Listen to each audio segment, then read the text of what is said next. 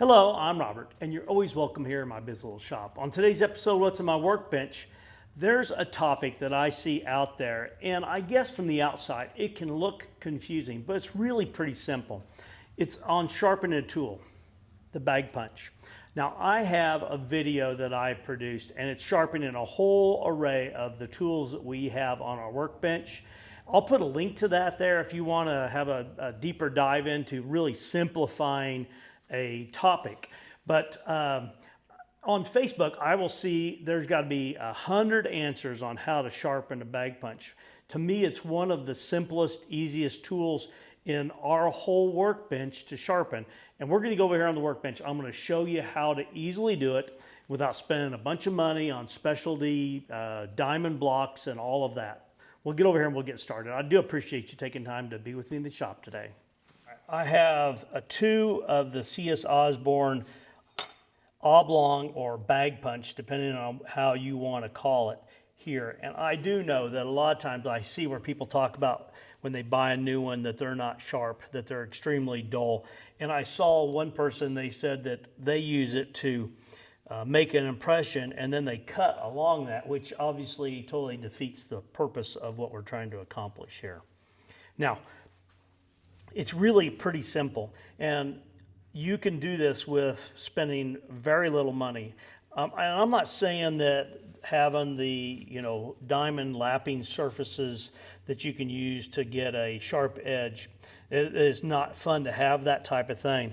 But really, it doesn't take a bunch of money to sharpen this tool. It's really pretty simple, and I think I've seen where people are talking about using Dremel. You can use a Dremel. I mean, there's lots of different ways to do it. I'm going to show you how I do it, and it's really a simple, straightforward process here.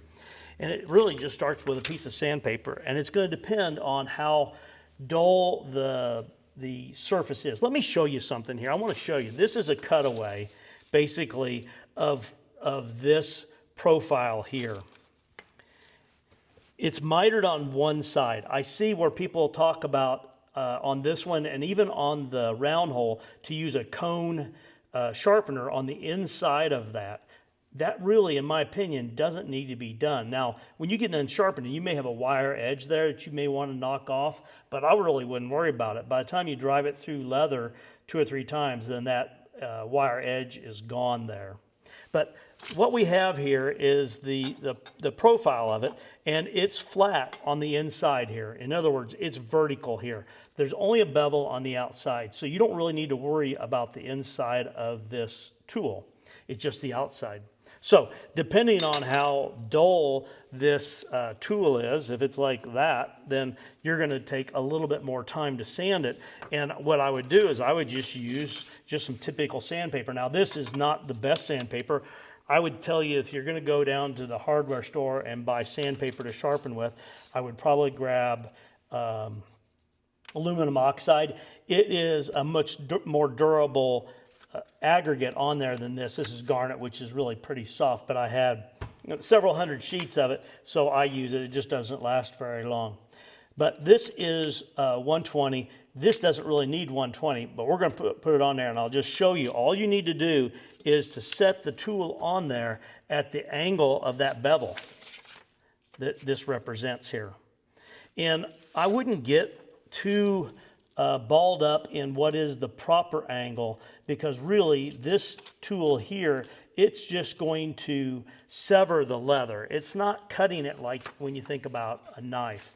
I will say, be careful about sharpening it at too sharp of an angle, because the more sharp it gets here, in other words, the angle, not the sharp at the point, but the greater that this angle gets, is the edge here that's cutting is going to be easier to damage. If you think about it, this edge here, that is very durable. It's not going to get damaged on there, but obviously it doesn't cut.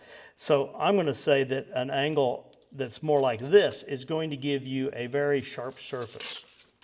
And we're going to get there simply by holding the tool on here, and all we're going to do is we're going to drag away from my hand up here, like this. And you're going to do that until you get to where you have a sharp point here. In other words, you've gotten rid of any flat area that may have been on your tool until you get to where it's there. Now people, they're like, well, what do you do with this? It's really simple. All you do is you set it on here, and as you pull it back towards yourself, you just rotate it here. And that's going to sharpen that edge. Just like that. Oh. Just like that. And I've probably pressed harder than you need to. You really don't have to press terribly hard on there, because the aggregate's doing the cutting. So once you get to where it's sharp on here, in other words, you've gotten rid of any flat area on the face of it there, and you've got it fairly sharp, what you've done then is you've set the bevel for that tool. And that bevel now is what we're going to further refine the sharpening and to polish to make it so that it cuts very well.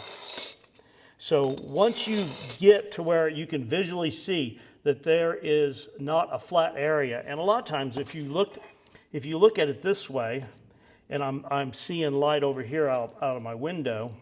Let me poke this down out here. And I don't know if you can see it or not, but like right there, there's what you see as a shiny spot. It's shiny because it's flat. If you get no reflection from that edge, then you've got a clean or well-defined bevel around there. How often do I sharpen my bevels on my bag punch? I probably do it more than I need to, because I'm typically trying to show someone that it's really pretty simple to do. And I really didn't need to get down into the 120 grit range that I'm in here, but that's okay. A few swipes on the next aggregate will get rid of those scratches. And when you think about sharpening, that's what you're doing, is you're creating scratches. You're scraping away the steel that is on there. So now I'm going to go to 220. Yep, same color, but it's 220. Sandpaper, and I'm going to do the same thing. And it probably really takes less swipes than it will on the other one, especially if you are needing to get rid of a lot of the flatness if you have a new tool and it's not sharp. Now, you see I've got Bruce Johnson up here, and one of the things he does is, if you buy, say, a C.S. Osborne punch from him, or whatever punch you buy from him, even if they're new, he actually sharpens them before he ships them to you. And I think I'm sure of it. If you have a problem getting it sharp, you can send it to him, and I believe you can ask him. There's his phone number. But I believe he will, for the lifetime of that tool that you own it, he will sharpen it for free if you ship it to him. Now, he may want you to pay shipping to get it back or whatever, but in other words, he's not going to charge you a sharpening service. If you have old tools that you want sharpened, he is sharpening tools now. So if you've got a tool that's maybe been gifted to you and you want to sharpen it, then you can send those tools to him and he will sharpen it. And I can't remember if he's got on his website a chart, but if you reach out to him, he can send you a chart of what he charges to sharpen. But I'm trying to put him out of business here. I'm saying that in jest, Bruce. But it's really simple to sharpen and maintain these tools. Just a few swipes will get rid of the scratches from that 120 sandpaper. And now we have it sharpened to the 220 grit. And all I'm going to do is take a few swipes at a time, and we're going to work our way up through the grits until we get as sharp as we want. And I'm serious. It doesn't need to be sharp like it's a knife. Matter of fact, I said earlier, a good reason not to is when you're positioning it there, you may scratch your leather as a result of that. And you can get a jig that holds this angle. A little bit of practice and you'll be there. Okay, time for the next. We've got some 400 here. It's kind of tired 400, but it's 400. And all I'm going to do is the same process again. I'll speed this up. I'm going to use 400 and then some 800 over here, and then we'll come back here in just a moment.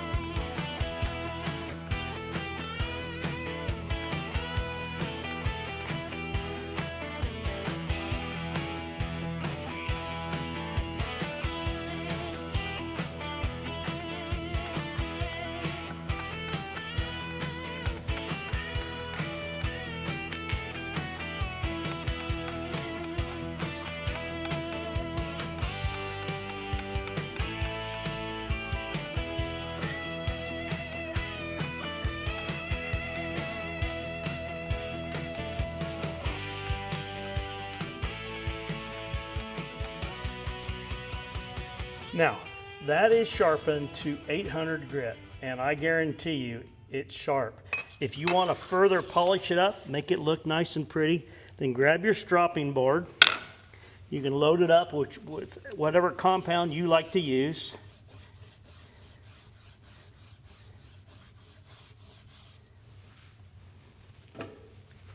And we're going to repeat the process. Doesn't take a bunch here. And this is going to be nicely polished when we're done. And it's sharp all the way to the apex of the cutting surface.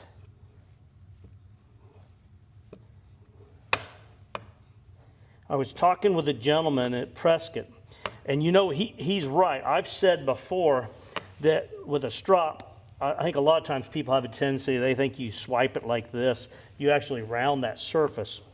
And leather, the denser it is, the better. And you don't even really need to have leather on there. You could do this on a piece of cardstock, and you would load it up with the compound just the same.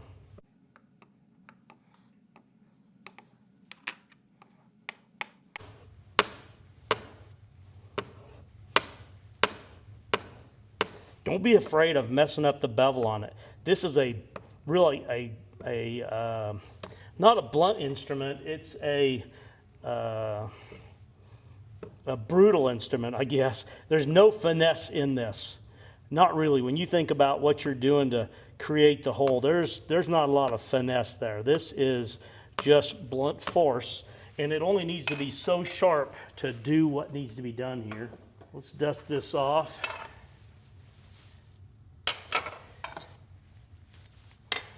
Get me a piece of cutting surface here. Grab me a piece of leather here. And this is some Herman oak, just under 9 ounces.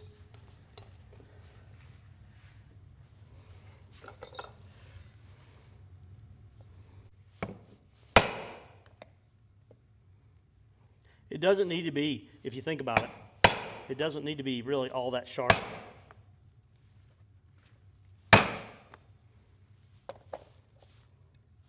If there was a wire edge on the inside there, it's gone now. And you do want to keep this cutting surface somewhat on plane. But if you think about it, even if these corners here were up a 1/16 of an inch, which would be that's a huge variation, you're driving it into a mat here. And you may drive it in or tip one way or the other anyway.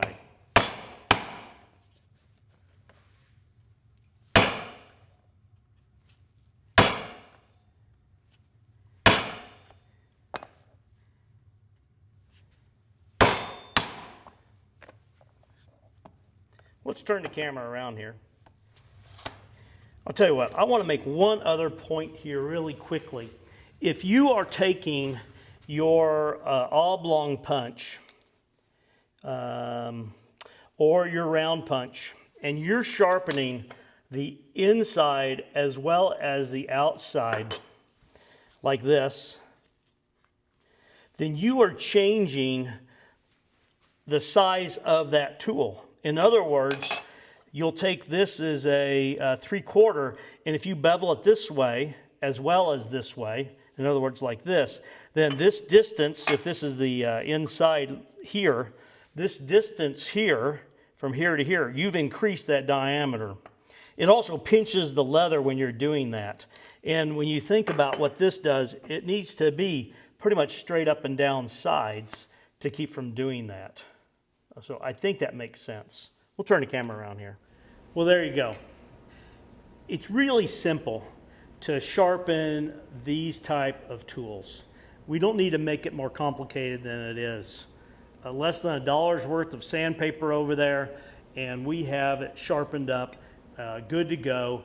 And I don't sharpen it that often. Like I said earlier, I think I probably said that I sharpen it more showing people how to sharpen these tools than it really needs. Once a year, maybe a couple swipes with 600 grit sandpaper every few months if you use them a bunch. But you can see they're nice vertical, clean cuts there. And what'll end up happening is if it's dull, then it wants to deform and pull the leather down with it. And then you end up with a pinched cut here on the back side. So a sharp tool is nice. Just need to find whatever works for you on that. But it's really pretty simple. And I don't know how sharp it is. Let's see here. It's plenty sharp. It doesn't need to cut like a knife, but you can make it cut like a knife if that's what you want to do. I appreciate you spending time with me in the shop today. Please like, share, and subscribe. But more importantly, I hope you have a great day.